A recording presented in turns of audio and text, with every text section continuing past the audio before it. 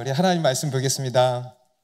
출애굽기 10장 말씀입니다. 출애굽기 10장 21절부터 29절까지의 말씀 보겠습니다. 출애굽기 10장 21절부터 29절까지의 말씀, 저와 한 절씩 교독하겠습니다. 여호와께서 모세에게 이르시되 하늘을 향하여 내 손을 내밀어 애굽 땅 위에 흑암이 있게 하라. 곧 더듬을 만한 흑암이리라.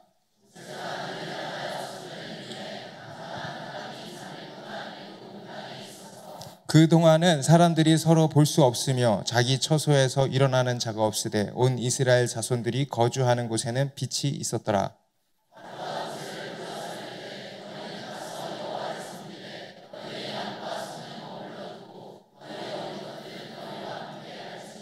모세가 이르되 왕이라도 우리 하나님 여호와께 드릴 제사와 번제물을 우리에게 주어야 하겠고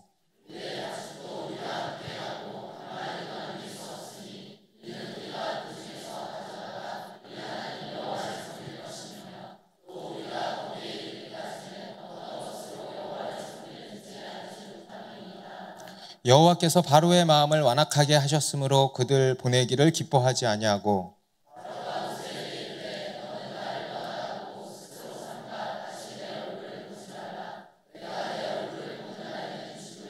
같이 읽습니다.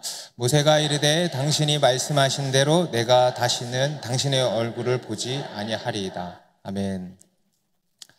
네, 이제 애굽에 내려진 10가지 재앙 중에서 이제 벌써 9번째 재앙입니다.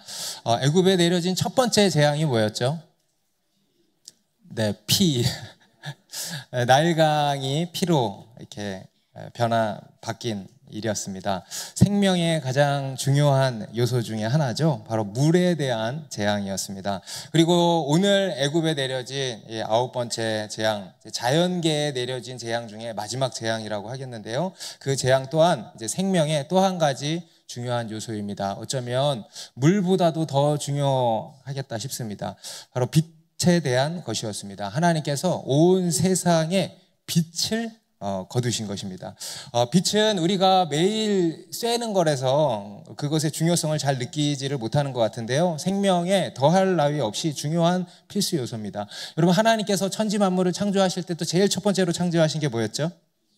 빛이 있으라 하셔서 빛을 제일 먼저 창조하셨습니다. 빛이 없으면 생명은 존재할 수도 없고요. 이 세상은 유지될 수 없기 때문입니다. 여러분, 식물들도 모든 영양분을 어떻게 섭취합니까?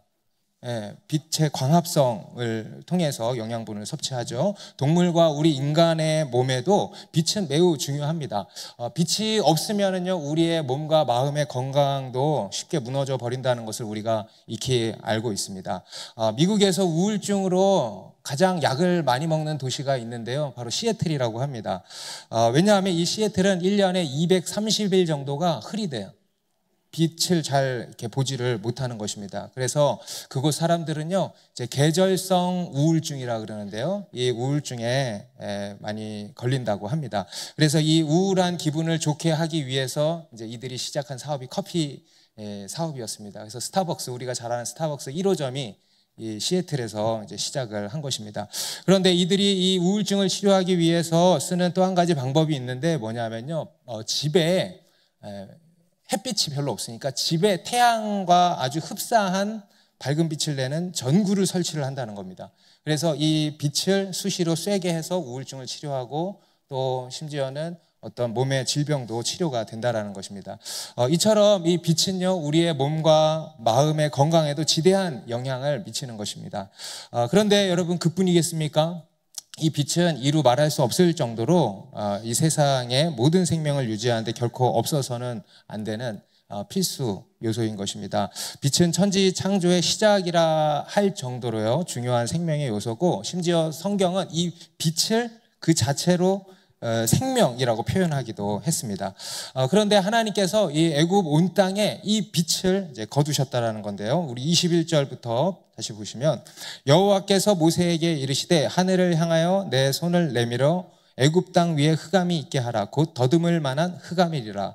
모세가 하늘을 향하여 손을 내밀매 깜깜한 흑암이 3일 동안 온 애굽 온 땅에 있어서 그동안은 사람들이 서로 볼 수 없으며 자기 처소에서 일어나는 자가 없으되, 하나님께서 앞에서 애굽 땅에 메뚜기 떼를 보내셔서 남아있던 모든 곡식들을 다 먹어치우게 하셨습니다. 그야말로 애굽이 폭삭 망해버린 것이죠. 이것은 바로와 애굽이 멸망당할 시간이 가까웠음을 보여주는 중요한 표징이라 그랬습니다. 그리고 오늘은 더 마지막 표징인 바로 이 흑암으로 애굽을 뒤덮게 하신 것입니다. 여기서의 흑암은 우리가 매일 경험하는 이런 밤이 아닙니다. 그런 정도의 흑암이 아니고요, 아주 초자연적인 어둠입니다. 여기서 실제로 흑암과 밤은요 다른 단어입니다. 그래서 다른 단어의 흑암이라는 단어를 쓴 것입니다. 마치 창세기 1장 2절에서 땅이 혼돈하고 공허하며 흑암이 깊음 위에 있더라 그랬는데요, 그 흑암, 원시적인 흑암이죠. 우리 21절에 보시면 그 흑암이 더듬을 만한 흑암이라 그러죠. 여러분, 더듬을 만한 흑암에 들어가 보신 적이 있죠? 없으세요? 어디 뭐 놀이동산 같은 데 가면은 막 그런 무서운 집 들어가면 더듬을 만한 흑암 이런 데 안 들어가 보셨어요? 네. 예, 그런 그 당시 모든 종류의 빛을 다 거두신 것입니다.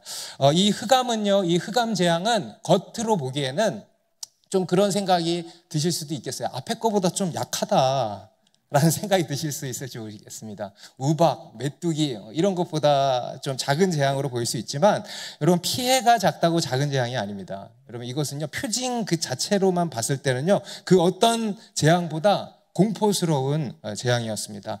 우리 3일 동안 밤낮 할 거 없이 깜깜 흑암 그 자체였다라고 생각을 해보십시오. 얼마나 공포스러웠겠습니까? 하나님께서 천지를 창조하실 때 제일 먼저 빛을 창조하여 어둠을 다스리셨다라는 것을 감안하면요, 이 애굽에 임한 어둠은 역창조의 절정이다. 어떤 사람이 그렇게 표현을 했어요. 역창조의 절정이라고 할 수 있는 것입니다. 이 세상에 빛이 없다라는 것은요 아무것도 없다라는 것이죠. 여러분, 눈에 보이는 것을 의존하는 우리 인간에게는요 아무것도 없는 겁니다. 여러분, 우리 육신의 죽음이라는 것도 그런 거 아니겠습니까? 죽음이랑 깜깜한 흑암으로 들어가는 것입니다. 무로 들어가는 것입니다. 물론 우리 믿는 자들은요 그 어둠을 통과해서 새로운 빛으로, 또 그 무를 통과해서 새로운 창조 세계로 다시 들어가는 것입니다만, 본래 죽음이라는 것은 깜깜한 흑암으로, 무로 들어가는 것입니다. 이처럼 빛이 없다는 것은요 무엇을 의미하냐? 바로 죽음 그 자체를 의미하는 것이고 공포 그 자체를 의미하는 것입니다. 우리 앞에서도 그랬던 것처럼 오늘 하나님께서 애굽 온 땅에 빛을 거두신 것은요, 그 당시에 애굽 사람들이 숭배했던 또 한 가지 우상을 치신 것인데요, 바로 태양신입니다. 그 당시 사람들이 숭배했던 가장 큰 우상신이 뭐였을까요? 바로 이 태양신입니다. 그들은 하나님이 지으신 피조물에 불과한 태양을 생명의 근원이라고 여기고 그것을 신성시했던 것입니다. 하나님께서는 그러한 인간의 무지와 또 어리석음을 또 한번 치신 것이라고 하겠습니다. 그리고 이 빛 또한 누구로부터 나온 것이다? 하나님께로부터 나온 것임을 분명하게 보여주시는 겁니다. 빛의 근원은 태양이 아니고 하나님이십니다. 실제로 여러분 태양이 먼저입니까? 빛이 먼저입니까? 창세기 1장에 보면은 태양이, 세상 사람들은 태양이 먼저라 그래요? 빛이 먼저라 그래요? 네, 태양빛만 아니까 태양이 먼저라고 하지만 성경은요 태양이 만들어지기 전에 먼저 하나님이 빛을 만드셨다고 말씀을 하는 겁니다. 아멘입니까? 그럼 우리는 우리의 눈으로는 태양빛만 보지만 사실 그보다 더 근원적인 빛, 그리고 그보다 더 밝은 빛이 있다는 거예요. 이것을 본 사람이 있죠. 담메색으로 가던 길에 본 사람 누구예요? 사도 바울이 이 빛을 보고 이 빛 앞에 거꾸러진 거 아니겠습니까? 바로 하나님의 빛입니다. 하나님이 빛의 근원이시고, 아니 하나님이 그 빛 자체이시라는 겁니다. 오늘 본문에 보면 또 한 가지 기적 속에 또 다른 기적이 일어나는데요, 여러분, 지금 이 흑암이 기적이 아닙니다. 이보다 더 큰 기적이 있는데 바로 이스라엘이 사는 고센 땅은 발각되는 거예요. 이게 말이 돼요? 네. 우리 23절에 보니까요, 같이 읽어볼까요? 시작.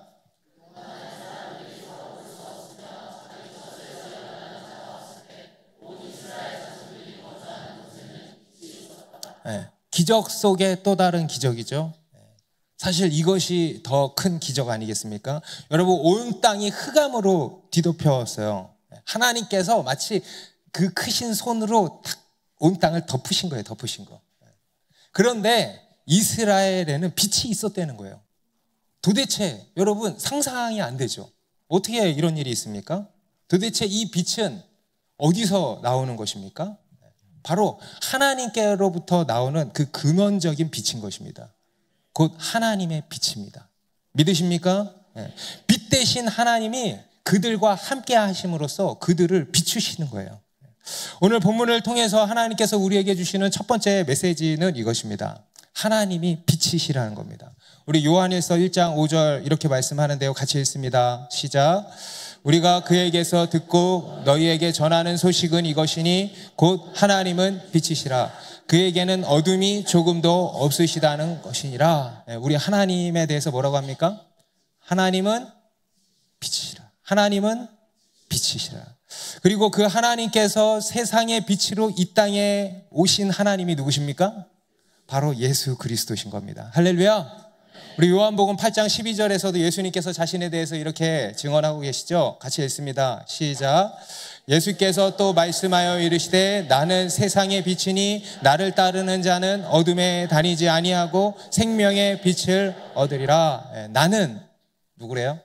세상의 빛이니 나를 따르는 자는 어둠에 다니지 아니하고 생명의 빛을 얻으리라. 믿으십니까? 우리가 사는 이 세상은요, 어둠 그 자체입니다. 성경은 이 세상을 두고 또 우리 인간을 두고 뭐라고 말씀하냐? 어둠이라고 말씀하고 있습니다. 너희가 전에는 어둠이더니 라고 말씀을 하고 있습니다. 그렇기 때문에 여러분, 그러한 우리에게 무엇보다 필요한 것이 뭐겠어요? 더듬을 만한 흑암 가운데 여러분들이 가장 필요한 것이 무엇이겠습니까? 바로 빛이에요. 생명의 빛. 그런데 그 빛으로 오신 분이 누구시라는 거예요? 바로 예수 그리스도시라는 겁니다.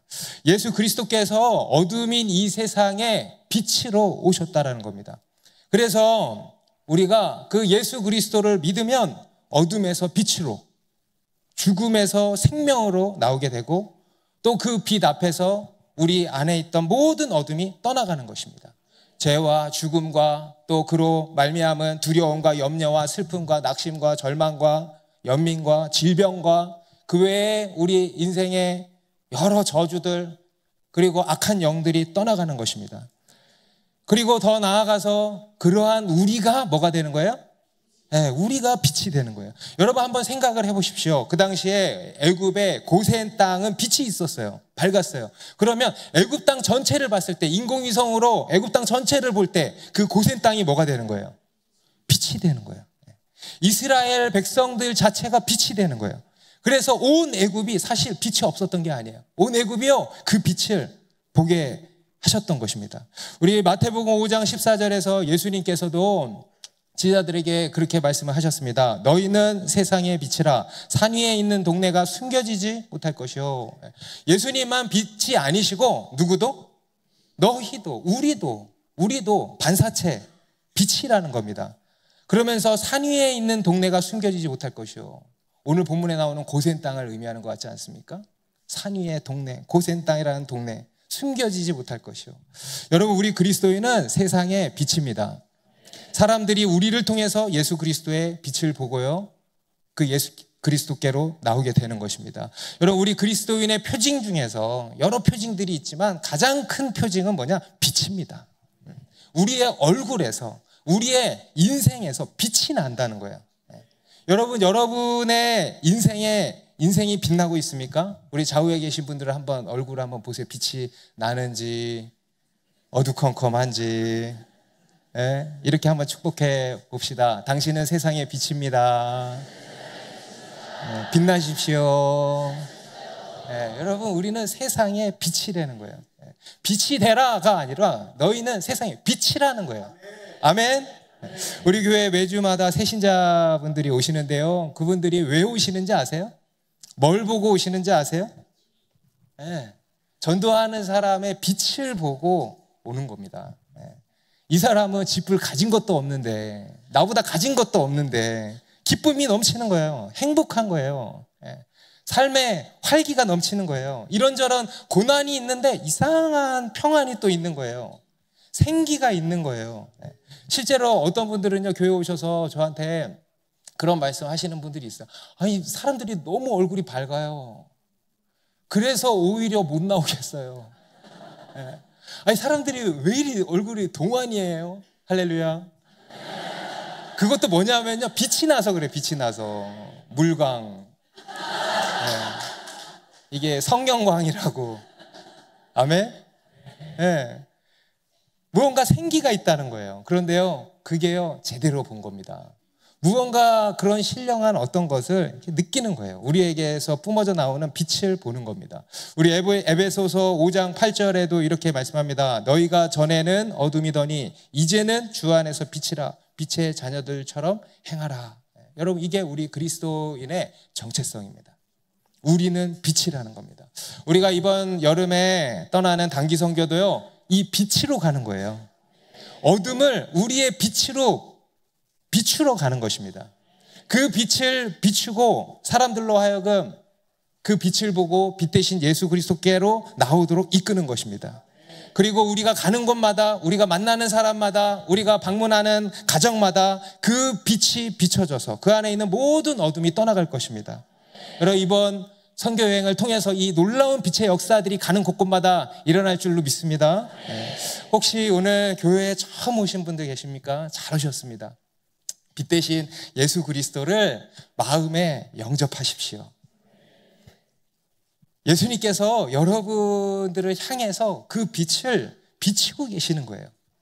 그 빛을 비추시면 어떻게 하면 돼요? 받아들이면 되는 거예요. 여러분, 깜깜한 방에 커튼을 치면 빛이 들어오듯이 여러분의 깜깜한 마음의 방문을 열어보십시오. 그러면요, 예수님의 빛이 여러분의 인생을 비추고 그 안에 있는 모든 어둠이 물러가고 빛으로 가득하게 될 것입니다. 죄로, 죽음으로 말미암은 우리 모든 두려움과 슬픔과 우울과 절망과 낙심과 이런 질병과 이런 것들이 떠나가고요, 기쁨과 행복과 평안과 소망으로 충만하게 될 것입니다. 여러분, 우리가 이 빛으로 가득하면요, 우리 안에 어떤 일들이 벌어지냐 하면요, 참 만족이 생깁니다. 어떤 것으로도 내가 만족되지 못했는데요, 이 빛이 들어오니까, 이 빛이 내 인생을 비추니까 참 만족이 생기는 겁니다. 그리고 참 자유가 일어나는 겁니다. 참 자유를 얻게 되는 겁니다. 우리 안에 느끼던 이런저런 결핍, 끝없는 결핍, 또 욕심으로부터 자유함을 얻게 되는 것입니다. 그래서 우리가 양손에 움켜쥐고 있던 어떤 것들이, 이거 없으면 절대 못 산다라고 생각했던 어떤 것들이 이제는 아무것도 아님을 깨닫고, 그것이 목적이 아니고 수단일 뿐이로구나 라는 것을 깨닫고 저절로 놓아지는 거예요. 돈 없으면, 사람들이 돈 없으면 절대 못 산다고 생각하잖아요. 집 없으면 절대 못 산다고 생각하잖아요. 남친 여친 없으면 절대 못 산다고 생각하잖아요. 술 없이는, 어떤 사람은 난 여행 없으면 절대 못 살아 하는 사람도 있어요. 그 외에 세상 쾌락, 즐거움, 이런저런 것 없이는 절대 못 산다고 생각했는데, 그것들로부터 이제는 살 수 있는 거예요. 그것들로부터 참 자유를 얻게 된다는 거예요. 할렐루야. 그러한 자유가 여러분들 가운데 있기를 바랍니다. 오늘 이 애굽 땅에 임한 흑암은 하나님께서 내리신 재앙이면서 동시에 뭘 의미하냐면 바로와 애굽 땅, 그리고 온 세상의 영적인 실태를 보여주는 것입니다. 그들의 영적인 실태는 어둠 그 자체라는 겁니다. 진리가 없는 어둠, 그것을 앓으려는 거예요. 이것이 지금 너희의 상태라는 거예요. 여전히 이 땅의 것에 대한 욕심으로 가득한 그 어둠, 그 자체라는 것입니다. 오늘 이 바로가 그것을 여실히 보여주는 거 아니겠습니까? 그는 끝까지 이 세상의 것을요 놓지를 못했습니다. 우리 24절 말씀 같이 읽습니다. 바로가 모세를 불러서 이르되 너희는 가서 여호와를 섬기되 너희의 양과 소는 머물러 두고 너희 어린 것들은 너희와 함께 갈지니라. 여러분, 바로 앞에서 바로가 뭐라 그랬습니까? 가기는 가되 뭘 두고 가라 그랬어요? 너희 애들은 두고 가라, 자녀들은 두고 가라 그랬죠. 여러분, 오늘은 자녀들 다 데리고 오셨습니까? 그런데요, 이제는 뭐라고 하냐? 가기는 가되 양과 소는 두고 가라는 거예요. 양과 소, 바로 그들의 재물이죠. 재산이죠. 그 너희의 재물은 또 두고 가라 그러는 겁니다. 이 바로는요, 욕심의 끝판왕이에요. 욕심의 끝판왕. 인간의 욕심이 얼마나 지독한지 이 바로가 여실히 보여주고 있는 겁니다. 예전에 제가 한번 그런 예화 들어드렸는데 기억나실지 모르겠어요. 어떤 집에요, 되게 값비싼 고려청자가 갑오로 막 물려져 온 게 있었대요. 그런데 하루는 애가 집에서 놀다가 그 고려청자에 손이 껴버린 거예요. 그래서 이게 손이 들어갔으면 어떻게 돼야 돼요? 나와야 되는데 안 나오는 거예요. 비누 거품도 해보고 참기름도 발라보고 머시기도 해보고 근데 안 나오는 거예요. 애는 울고 난리가 난 거예요. 그러다가 도저히 안 돼서 어떻게 했어요? 깼어요. 근데 깨보니까 애가 주먹을 쥐고 있는 거예요. 젠장. 그런데 그 주먹을 펴보니까 뭐가 있어? 작은 구슬 하나가 있는 거예요. 애가 그 안에 구슬이 들어가서 그 구슬을 꺼내려고 탁 잡은 거예요. 그런데 그거를 놓지를 않은 거예요. 그래서 고려청자를 깨버린 거예요. 애의 문제가 아니고 애나 어른이나 여러분, 우리 인간의 한없는 욕망이 바로 이런 것입니다. 애나 어른이나 우리 인간은요, 한없는 욕망의 노예가 되어 있는 겁니다. 절대로 놓지를 못하는 거예요. 그리고 그 결과는 보시는 바와 같이 멸망인 것입니다. 여러분, 이러한 욕망의 늪에서 우리 인간이 구원받을 수 있을까요? 이 욕망의 늪에서 우리가 스스로 빠져나올 수 있을까요? 이 욕망의 늪에서 우리를 구원할 자가 누구이겠습니까? 나 자신이겠습니까? 바로 하나님만이, 바로 예수 그리스도만이 우리의 구원자가 되시는 것입니다. 그런데 이제 모세는 뭐라고 하냐? 25절 26절에 바로가 양과 소는 두고 가라 하니까 이렇게 얘기합니다. 모세가 이르되 왕이라도 우리 하나님 여호와께 드릴 제사와 번제물을 우리에게 주어야 하겠고 우리의 가축도 우리와 함께 가고 한 마리도 남길 수 없으니 이는 우리가 그 중에서 가져다가 우리 하나님 여호와를 섬길 것임이며 또 우리가 거기에 이르기까지는 어떤 것으로 여호와를 섬길는지 알지 못함이니이다 하나. 자신들만이 아니고 그들의 가축들, 우리 가축들까지도 한 마리도 빠짐없이 다 데리고 가야 한다라는 겁니다. 왜냐하면 우리가 여호와께 제사를 드리려면 뭐가 있어야 돼요? 제물이 있어야 되는 거 아니에요? 너무나도 당연한 이유 아니겠습니까? 제사를 드리려면 제물이 있어야 돼요. 그리고 또 문제는 뭐냐면 그 제물을 드릴 때는 어떤 것을 드릴지 알지 못한다는 거예요. 우리가 그냥 선택해서 요거 드려야지 하고 요것만 갖고 갈 문제가 아니라는 겁니다. 하나님이 택하신 것을 따라야 하는데 그게 뭔지를 우리는 알지 못한다는 거예요. 그래서 다 데리고 가야 한다는 것입니다. 그럼 이것은요, 모세가 단순히 어떻게 다 데리고 갈 핑계를 대는 것이 아니죠. 이것은 실제로 하나님께 드리는 예배가 그렇다는 겁니다. 아멘. 하나님께 드리는 예배가 그러해야 한다라는 것을 보여주는 겁니다. 인간이 스스로 재물을 선택하는 것이 아니고 하나님이 택하신 것을 따라야 한다. 하나님의 뜻을 따라야 한다는 거예요. 곧 인간 중심이 아니고 누구 중심? 하나님 중심. 여러분, 이게요 우상 숭배와 참된 예배의 차이입니다. 여러분, 이게요 참 신앙과 거짓 신앙의 차이입니다. 여러분, 모든 신앙이 참 신앙이 아닙니다. 모든 예배가 참된 예배가 아닙니다. 어떤 예배는 우상 숭배고 어떤 신앙은 거짓 신앙이라는 것을 여러분 아셔야 됩니다. 이게 우상 숭배와 참된 예배의 차이라는 거예요. 자기 중심성이라는 거예요. 참 신앙은 하나님 중심인데 거짓 신앙은 지독하게 자기 중심적이라는 거예요. 이것이 우상 숭배의 본질이고 특징 아니겠습니까? 우상 숭배는요 지독하게 자기 중심적입니다. 자기 마음대로, 자기 생각대로, 자기 편의대로 드리는 거예요. 여러분, 오늘날 교회 안에도요 이런 사람들이 있습니다. 참된 예배자가 있고요 우상 숭배자가 있습니다. 자기 중심적으로 신앙생활을 하는 겁니다. 자기 마음대로, 자기 편의대로 예배 드리는 겁니다. 자기가 드리고 싶으면 드리고 드리기 싫으면 안 드리는 거예요. 어떤 사람은 남편이랑 싸워서 예배 안 왔다 그러더라고. 기분 나빠서 안 해요. 그게 자기 중심성이에요. 몸이 피곤하면 안 와. 그것도 자기 중심적인 거예요. 여유가 안 되면 안 와. 이것도 자기 중심적인 거예요. 그리고 뭐 이래저래 좀 시간이 되면 기분이 괜찮아지면 나가고. 여러분, 이게 바로 자기중심적인 신앙입니다. 그리고 또 그런 사람은요, 어떤 특징을 가지고 있냐면 간섭받기를 굉장히 싫어해요. 내 인생 내가 알아서 하는 거지 왜 간섭하냐는 거예요. 이 또한 자기중심적인 겁니다. 이게 바로 교회 안에 있는 우상숭배자들입니다. 물론 초신자들은 그럴 수밖에 없죠. 초신자들은 그러셔도 돼요. 그런데요, 그게 아니라 교회에 온 지 5년이 되고 우리 교회에 온 지 1년이 되면 그러면 안 돼. 1년이 되고 5년이 되고 10년이 되고 20년이 되는데 여전히 자기 맘대로 그렇게 자기중심적으로 신앙생활을 한다. 그것은요, 뭐가 문제냐면 그 신앙이 근본적으로 문제인 거 아니겠습니까? 그게 바로 우상숭배자라는 거예요. 여러분은 참된 예배자입니까? 아니면 우상숭배자로 이 자리에 앉아 계십니까? 그리고 모세가 이렇게 가축들까지 다 데리고 애굽을 떠나야 했던 것에 또 한 가지 이제 중요한 의미가 있습니다. 바로 그것이 진정한 출애굽이라는 거예요. 그게 진정한 출애굽이라는 겁니다. 우리의 영혼만, 우리의 몸만 애굽을 떠나는 것이 아니고요, 우리의 모든 소유까지도, 우리의 자녀도, 우리의 재물도, 우리의 시간도, 우리의 모든 에너지도, 그 외에 우리의 건강도, 그 외에 우리의 모든 소유까지도 다 애굽을 떠나야 한다는 거예요. 그리고 하나님을 섬겨야 한다는 것입니다. 여러분, 우리 신앙에 이런 말이 있는 것을 들어보셨을 겁니다. 지갑이 회개해야 합니다. 지갑이 회개해야 진정한 회개다. 한번 따라해 보세요. 지갑이 회개해야 진정한 회개다.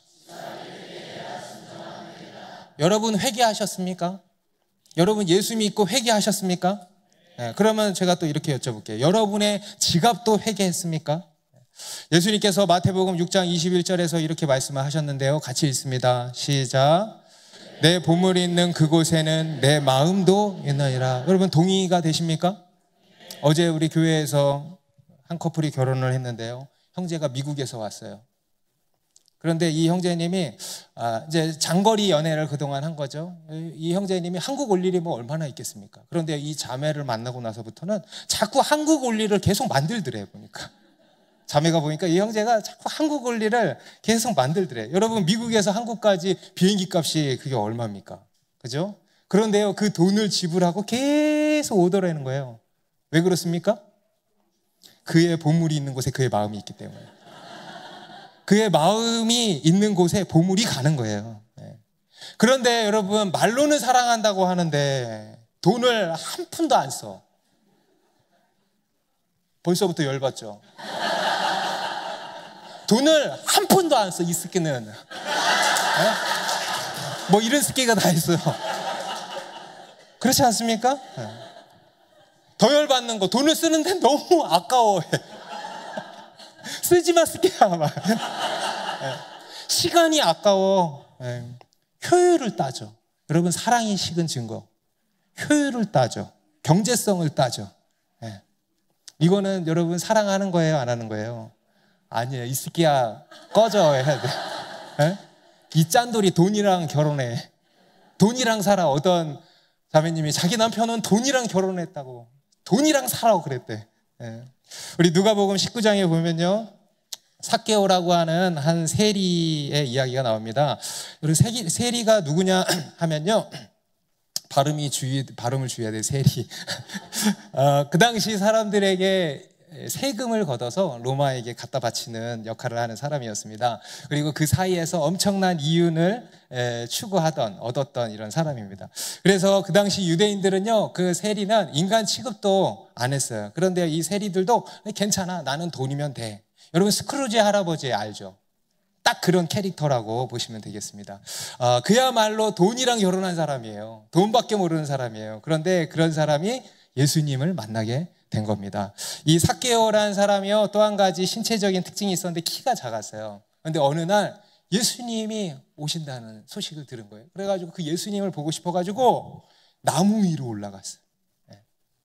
나무 위로 올라가가지고 예수님 본 거예요. 그러니까 예수님이 그 삭개오를 보면서 딱 그러신 거예요. 삭개오야, 속히 내려오라. 내가 오늘 내 집에 유하여야 하겠다 하시는 거예요. 여러분 이 삭개오에게는 이게 복음입니다. 친구 하나 없는 철저히 외로운 그에게는요, 이게 복음이에요. 내가 네 집에 유하여야 하리라. 한 번도 자기 집에 유해 본 적이 없는, 그런 삭개오. 그에게 예수님이 가셔서 친구가 되어주신 거예요. 복음이죠.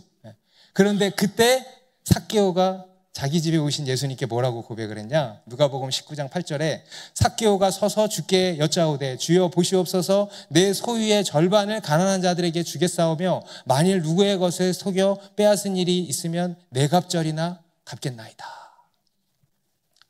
그의 지갑이 열린 거예요. 기적이죠. 삭개오의 지갑이 한번 열린 거를 본 적이 없는데 활짝 열린 거예요. 기적이죠. 자신의 소유 절반을 가난한 자들에게 주겠다라는 겁니다. 여러분, 이게 그의 회개의 열매였습니다. 여러분, 회개에는 열매가 따라야 됩니다. 이게 그의 회개의 열매였습니다. 그야말로 지갑이 회개한 거예요. 그것이 진정한 회개였던 것입니다. 우리 사도행전에 나오는 초대교회 성도들의 모습들도 그렇게 묘사가 돼 있잖아요. 그들이 급격하게 변화된 모습들 중에 우리 사도행전 2장 44, 45절에 같이 읽습니다. 시작. 믿는 사람이 다 함께 있어 모든 물건을 서로 통용하고 또 재산과 소유를 팔아 각 사람의 필요를 따라 나눠주며. 여러분, 이게 기적이에요. 누가 시키지도 않았는데 자진해서 자신의 소유를 팔아 나눈 거예요. 자기 지갑이 열린 거예요. 여러분, 이게 기적 아닙니까? 여러분, 이것을 가지고 복음의 능력이라 그러는 거예요. 여러분, 우리 인간의 죄된 속성이 뭡니까? 움켜쥐면 움켜짐. 한번 움켜쥐면 놓을 줄 모르는 게 우리 인간이에요. 그게 우리의 죄성이에요. 끝까지 움켜짐이에요. 그런데요, 예수가 우리 안에 들어오면은요, 그게 놔지는 거예요. 기적 아니에요, 이게? 이게 기적이에요. 그로부터 자유해지는 거예요. 이게 바로 기적이고 이게 바로 복음의 능력 아니겠습니까? 제가 매해마다 우리 여름 단기 선교 때만 되면 참 여러분들한테 큰 감동들을 많이 받습니다. 교회에 이름도 안 밝혀요, 사람들이. 익명으로 이런 플로잉을 많이 하는 거예요. 저를 몰래 찾아오는 사람들도 있고요. 또 그냥 빈 봉투에 익명으로 헌금 시간에 선교비 어려운 사람들한테 전해달라고 보내는 거예요. 50만 원, 100만 원, 200만 원. 여러분, 적은 금액이 아니잖아요. 그런데요, 그렇게 흘려보내는 거예요. 여러분, 이게 바로 기적이에요. 이게 바로 능력이에요. 여러분, 복음의 능력이란 뭐냐? 예수 믿고 부자 되는 게 능력 아닙니다. 예수 믿고 스스로 가난해지는 게 복음의 능력이죠. 예수 믿고 나의 재물을 쌓아 올리는 게 복음의 능력 아닙니다.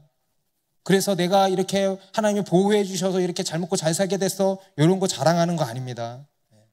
나의 재물이 쌓일 틈이 없는 게 복음의 능력입니다. 나의 재물이 고이는 게 아니고 그것을 계속 흘려보낼 수 있는 게 복음의 능력입니다. 우리의 본성은요, 그토록 지독하게 움켜쥐인데 그게 아니고 놓는다는 거예요. 흘려보낸다는 거예요. 여러분, 우리에게 이런 기적이 필요한 거 아닙니까?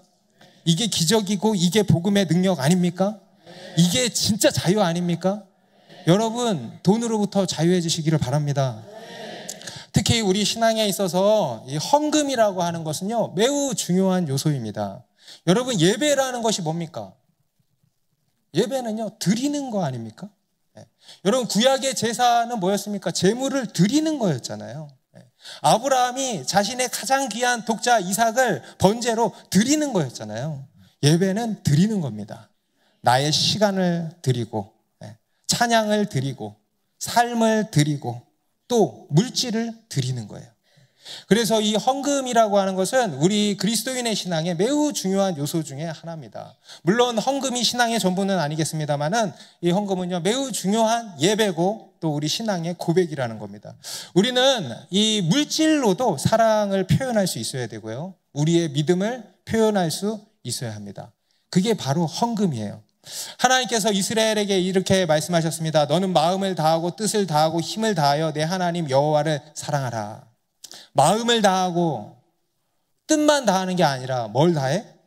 힘을 다해. 여러분, 이 힘은 뭐예요? 말 그대로 우리가 가진 모든 힘이에요. 우리의 전 삶의 예배를 얘기하는 것이고요, 또 우리의 가진 모든 것을 얘기하는 겁니다. 우리의 대표적인 것이 뭐겠어요?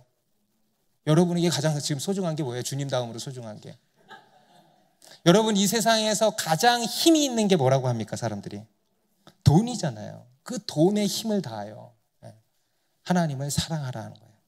우리 마가복음 14장에 보면 마리아라는 여인이 향유 옥합을 깨뜨려서 직장인 1년 연봉되는 금액의 향유 옥합, 오늘날로 치면 3천만 원, 4천만 원, 5천만 원 되는 그런 옥합을 깨뜨려서 예수님께 부어드렸을 때 예수님께서 뭐라고 하셨나? 그는 힘을 다하여 내 몸에 향유를 부어 내 장례를 미리 준비하였느니라. 옆에 있던 다른 사람들은요, 그걸 왜 그렇게 허비해?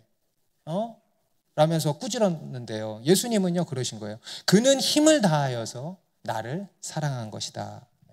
여러분, 우리는 제물로도 우리의 신앙을 고백할 수 있어야 됩니다. 오늘 본문이 보여주는 것이 또한 그것입니다. 우리의 가축들도 다 가야 합니다라는 것이 뭐냐면요, 우리의 제물도 애굽을 떠나서 하나님께 드려져야 합니다라는 거예요. 우리의 제물도 애굽을 떠나서 하나님을 섬겨야 합니다. 섬길 것입니다 라는 각오예요. 다시 말해서 우리의 지갑이 회개해야 한다라는 것입니다. 그게 진짜 출애굽이고 그게 진정한 회개라는 것입니다. 여러분, 여러분의 지갑은 회개했습니까? 여러분의 양과 소까지도 애굽에서 가지고 나오셨나요? 그리고 그것으로 하나님을 예배하고 섬기고 계십니까? 여러분, 재물의 유혹과 욕심은 우리의 눈을 더욱 어둡게 만들고 우리의 마음을 더욱 완악하게 합니다. 우리의 영적인 성장을 가로막고요, 심지어 우리로 믿음의 여정에서 떠나게 만들기까지 합니다. 그러므로 우리는 무엇보다 우리의 지갑이 회개해야 하고, 무엇보다 우리가 죽는 그날까지 싸워야 되는 게 뭐냐? 만몬과의 전쟁을 멈추지 말아야 합니다. 그로부터 진정한 자유를 얻어야 하는 것입니다.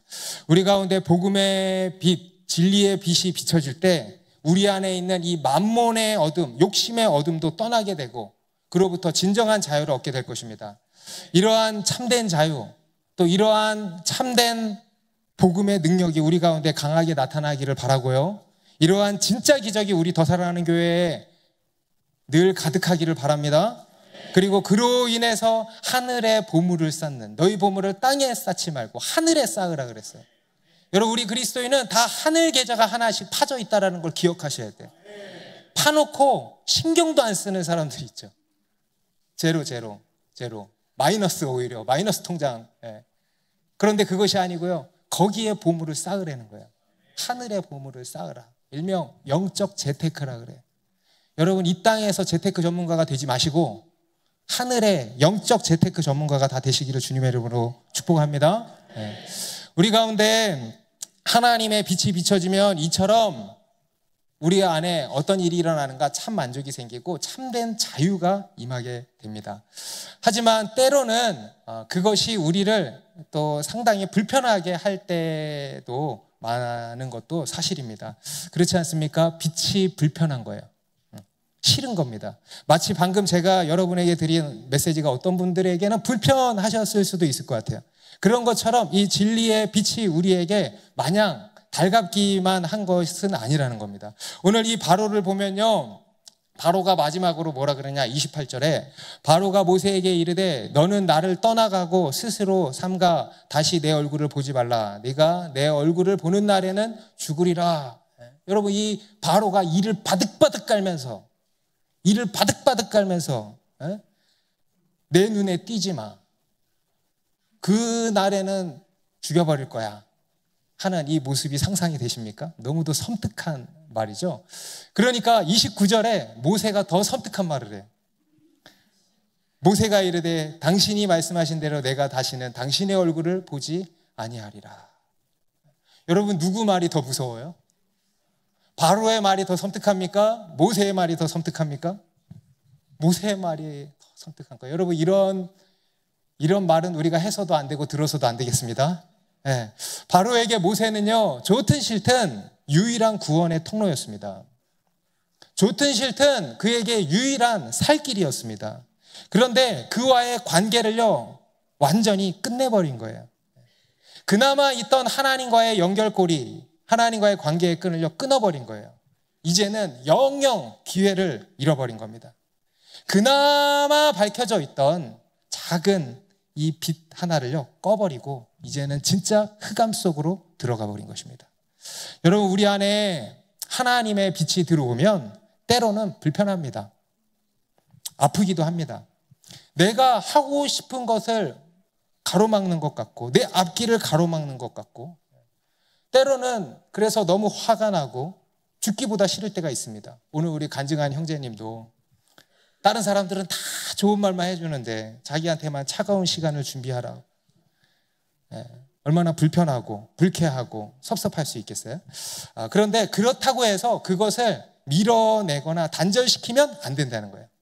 왜냐하면 그 말씀은 나를 불편해하는 것처럼 보이지만 결국 나를 살리는 것이기 때문에 나를 멸망의 길로 치닫지 않고 생명의 길로 이끄는 것이기 때문입니다. 그런데 우리는 많은 경우 그러한 하나님의 말씀을 불편하다고 해서 그것을 싫어하고 거부하는 것입니다. 그러한 말씀을 전하는 메신저를 미워하고 밀어내고 멀리하고 거부하고 공격하고 심지어는 죽이려고 하는 거예요. 오늘 이 바로처럼 말이죠. 우리가 사는 이 세상은 기본적으로 진리를 싫어하고 미워합니다. 죽이려고 합니다. 왜냐하면 우리 안에 있는 이 죄된 본성과 부딪히는 거예요. 우리의 육신의 생각과 부딪히는 거예요. 우리 인간은 내가 주인이고 내가 왕이라고 하는데 진리는 하나님이 왕이시라고 하니까 막 싸우는 거예요. 그래서 이 진리가 밉고 싫고 거북스러운 겁니다. 하지만 그것이 우리를 아프게 하고 불편하게 하고 불쾌하게 한다 할지라도요, 우리는 진리를 사랑해야 합니다. 그 진리를 가까이 해야 합니다. 왜냐하면 그것이 나를 살리기 때문입니다. 나를 생명의 길로, 의의 길로 인도할 것이기 때문입니다. 우리 잠언서 말씀에도요 수없이 말씀하시는 게 뭐예요? 훈계를 가까이 하라 그러지 않았어요? 훈계를 가까이 하라. 제가 잠언서 훈계 단어 색인으로 찾아보니까 엄청 나오더라고요. 훈계를 가까이 하라. 대표적으로 두 말씀만 제가 읽어드릴게요. 잠언서 13장 1절입니다. 지혜로운 아들은 아비의 훈계를 들으나 거만한 자는 꾸지람을 즐겨 듣지 아니하느니라. 훈계를 지키는 자는 생명길로 행하여도 징계를 버리는 자는 그릇 가느니라. 여러분, 지금 여러분 인생에 여러분을 훈계하는 사람들 있죠. 부모님이건 선생님이건 부장님, 직장 상사건 목사님이건 셀 목자님이건 어딜 가나 있네 보니까. 여러분에게 별로 좋은 소리 안 하는 사람들, 맨날 잔소리만 하는 것 같은 사람들, 여러분 그들을 가까이 하라는 거예요. 아멘을 안 하세요? 그들을 가까이 하라는 거예요. 그들이 여러분의 울타리가 되는 겁니다. 그리고 그것을 바로 지혜라고 성경은 말씀을 합니다. 여러분, 말씀을 들어도요, 위로와 격려가 되는 말씀도 듣지만 나에게 찔림을 주는, 나를 불편하게 하는, 나의 죄를 깨닫게 하고 또 죄의 유혹을 따라서 가는 그 길을 가로막아주는, 나를 불편하게 하는 이런 말씀을 더 가까이 하라는 거예요. 여러분, 교회를 혹시 골라야 할 일이 있다면 교회를 고를 때도요, 그런 교회를 고르세요. 나를 편안하게 해주는 교회는요, 빨리 도망가셔야 돼. 어떤 교회를 골라야 되냐? 나를 불편하게 하는 교회를 골라야 돼. 왜냐하면 그것이 나에게 빛이 되기 때문에 그렇습니다. 그것이 나를 생명의 길로 인도하는 빛이 되기 때문입니다. 오늘 이 온 애굽 땅에 흑암이 덮인 것은 오늘날 우리가 사는 이 세상의 모습을 보여줍니다. 진리의 빛이 사라져서 어두울 대로 어두워졌어요. 칠흑 같은 어둠으로 뒤덮인 이 세상을 보여주는 것입니다. 진리의 부재로 인한 영적인 무지의 어둠이고요, 또 만몬을 비롯한 온갖 욕심으로 가득한 욕망의 어둠이에요. 그것이 이 세상이고 우리 인간입니다. 여러분, 그런 가운데서 우리에게 필요한 것이 무엇이겠습니까? 바로 빛인 거예요. 바로 자유인 거예요. 하나님의 빛, 그 빛으로 이 땅에 오신 분이 바로 예수 그리스도십니다. 그분은 온 세상을 밝히시는 세상의 빛이십니다. 여러분, 그 빛을 믿으십시오. 그리고 그 빛을 믿으시는 여러분, 하나님의 말씀의 빛, 진리의 빛을 가까이 하십시오. 그것을 사랑하십시오. 그것이 때로는 나를 훈계하고 책망할지라도 그 빛을 가까이 하십시오. 그 빛이 나에게 참 자유를 가져다 줄 것이고 나를 참 생명 가운데로 인도해 줄 것입니다. 여러분, 우리 안에 이 빛으로 가득하기를 바랍니다. 이 빛의 역사가 우리 인생에 우리가 가는 걸음걸음마다 가득하기를 바랍니다. 우리가 그 빛이 되어서 온 열방을 비추게 되기를 간절히 바랍니다. 기도하겠습니다.